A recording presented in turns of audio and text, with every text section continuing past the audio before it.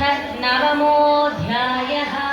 श्रीभगवानुवाच इदं तु ते गुह्यतमं प्रवक्ष्याम्यनसूयवे ज्ञानं विज्ञानसहितं यज्ञात्वा मोक्षसे शुभात्। राजविद्या राजगुह्यं पवित्रमिदमुत्तमं प्रत्यक्षावगमं धर्म्यं सुसुखं कर्तुमव्ययम्।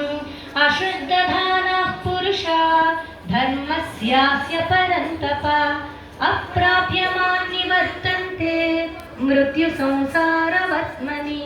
मया ततमिदं सर्वं जगदव्यक्तमूर्तिना मत्स्थानि सर्वभूतानि न चाहन्तेष्वस्थितः न च मत्स्थानि भूतानि पश्य मे योगमैश्वरम्। भूतभृन्न च भूतस्थो ममात्मा भूतभावनः यथाकाशस्थितो नित्यं वायुः सर्वत्र गोमहान् तथा सर्वाणि भूतानि मत्स्थानीत्युपधारय। सर्वभूतानि कौन्तेय प्रकृतिं यान्ति मामिकाम्।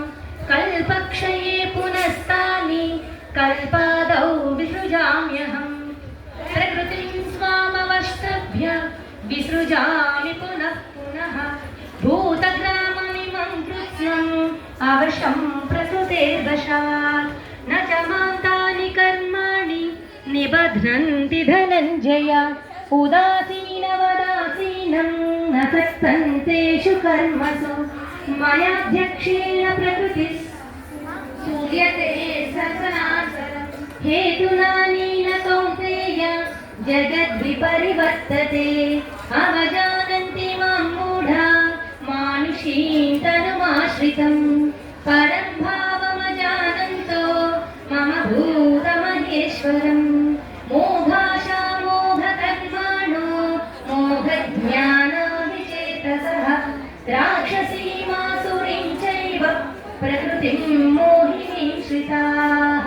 महात्मानस्तु मां पार्थ दैवीं प्रकृतिमाश्रिताः भजन्त्यनन्यमनसो ज्ञात्वा भूतादिमव्ययम्।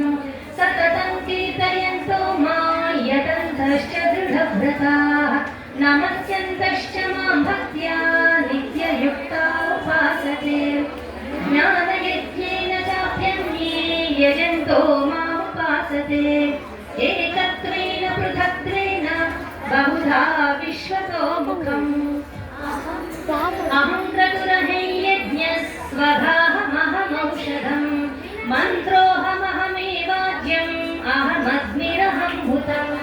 पिताहमस्य जगतो माता धाता पितामहः वेद्यं पवित्रमोङ्कार ऋक्सामयजुरेव च। गतिर्बद्धा प्रभुः साक्षी निवासः शरणं सुहृत्। प्रभवः प्रलयस्थानं निदानं बीजमव्ययम्। तपाम्यहमहं वर्षन् निगृह्णां युत्सृजामि च।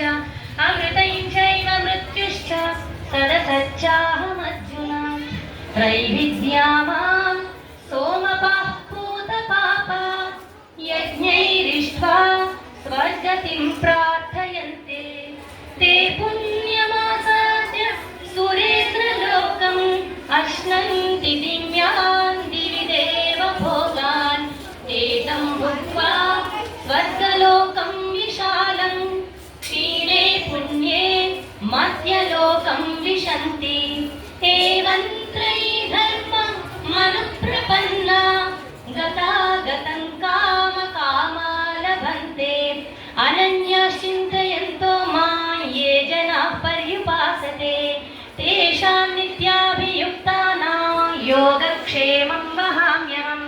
येऽप्यन्यदेवता भक्ता यजन्ते श्रद्धयान्विताः तेऽपि मामेव कौन्तेय यजन्त्यविधिपूर्वकम्। अहं हि सर्वयज्ञानां भोक्ता च प्रभुरेव च। न तु मामभिजानन्ति तत्त्वेनाकर्ष्य वन्दिते।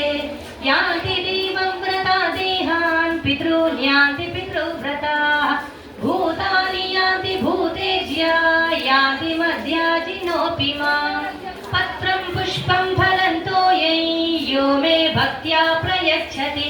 तदहं भक्त्युपहृतम् अश्नामि प्रयतात्मनः यत्करोषि यदश्नासि यज्जुहोषि ददासि यत् यत्तपस्यसि कौन्तेय तत्कुरुष्व मदर्पणम् शुभाशुभफलैरेवं मोक्षसे कर्मबन्धनैः सन्न्यासयोगयुक्तात्मा विमुक्तो मामुपैष्यसि समोऽहं सर्वभूतेषु न मे द्वेष्योऽस्ति न प्रियः ये भजन्ति तु मां भक्त्या मयि ते तेषु चाप्यहम् अपि चेत् सुदुराचारो भजते मामनन्यभाक् साधुरेव समन्तव्यः सम्यग् व्यवसितो हि सः क्षिप्रं भवति धर्मात्मा श्वश्चच्छान्नं निगच्छति कौन्तेय प्रतिजानीहि न मे भक्तः प्रणश्यति मां हि पार्थव्यपाश्रित्य येऽपि स्युः पापयोनयः